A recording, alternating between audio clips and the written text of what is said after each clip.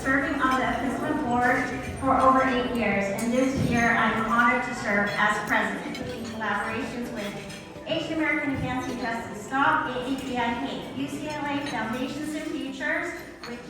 And if you have time, I'm going to do a little bit of audience. Okay.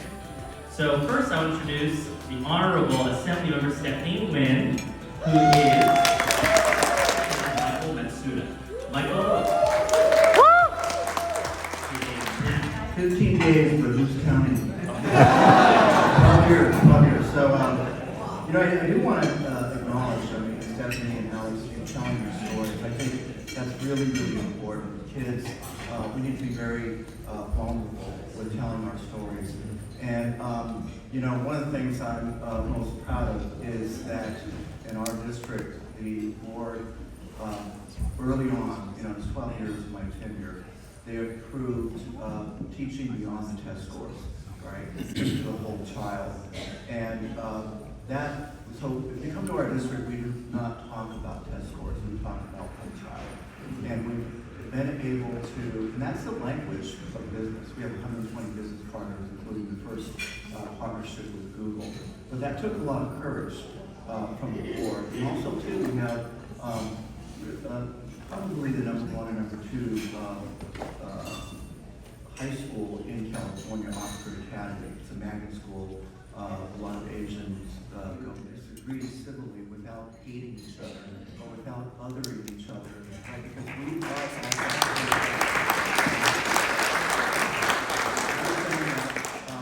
again, the board, you guys have so much power, and sometimes you don't assert yourself. Here we have really a room full of people of color, or people that advocate for people of color. But I'm also very proud of working with the board.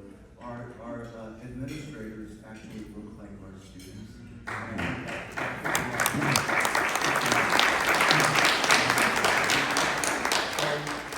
I'll leave with this, that it's California is arguably the fourth largest economy in the world. It's really going to be up to us, up to you as leaders in your local communities to engage your community in terms of what you want from a high school graduate, from a middle school graduate. What are the skills and dispositions needed? And I would invite not only parents, but also business leaders, religious leaders, right? Bring the community in. That is the essence of community schools. And together, I know that the chair of the State Board of Education, Linda Darling Hammond, is talking about the need for a profile of a California high school graduate. If we are to continue to lead the nation and the world in education and innovation. Engage our parents in terms of moving beyond test scores. I had mentioned Oxford Academy, mostly Asian parents. I was about two or 3 years into Yogi teachers from test scores. And by the way, when you do that, that's how you end up with Jeff Kim, so the amazing teachers out there. But I remember engaging with parents.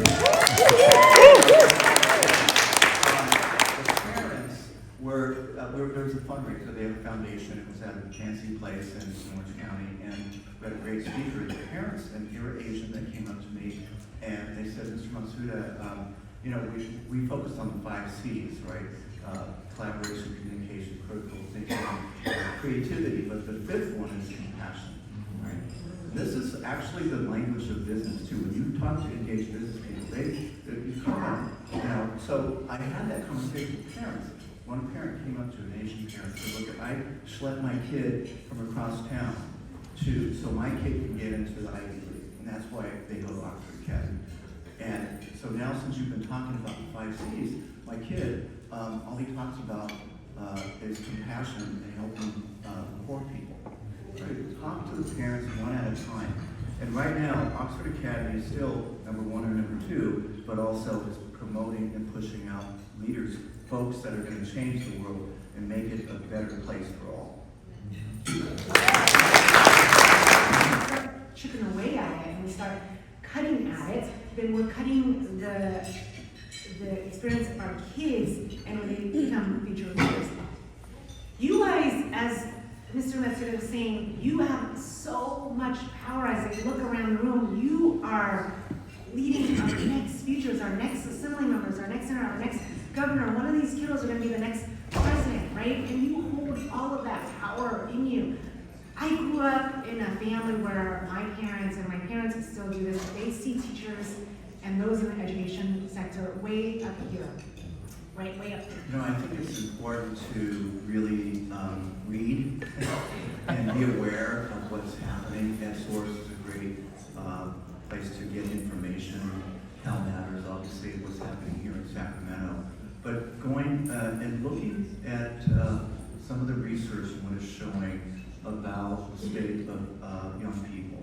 I was kind of, and I read a lot about what Linda Darby-Hammond is pushing out, but this is an amazing statistic, and it's amplified by this guy, Scott Galloway, because he talks about the crisis with American boys, right?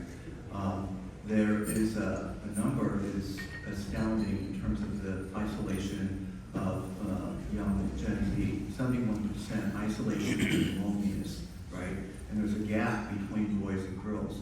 And that's much higher than the isolation and loneliness of senior citizens. You would think that they would be the most vulnerable, but it's really our own children. There are many of you that are doing this work, working more closely with the world of work, with business, and really looking at how are we preparing young people for the world of work. When you talk to business leaders, what they want is they want to grow talent regionally and keep it local. And that's the question. What is it going to take for K-12 to push out talent pipelines that are meaningful to the kids? We're not imposing the pipeline. We are, and that means going back to what Jeff Kim does and the teachers do with cultivating student voice and agency, right? So we want our kids to really figure out their own purpose. Japanese call it the ikigai, right? What is your purpose in life? And then our schools can help guide them into a career pathway or a major. And that's going to please our business leaders, so we create more cohesion along the K-16 pipeline. Powerful than an individual, right? Because this is a young kid that's coming and speaking their heart out. I don't know, I can't speak the same for a similar number of leads, but I can tell you that many of the other legislators that I've spoken to, when a kid comes to testify, we talk about, oh my God, this kid came to testify, they cried and whatnot. So as we talk about how much power and influence you all have, you work with either you're a teacher, you work with the teachers have access to all of these students, all of the parents. You have so much more power than you think.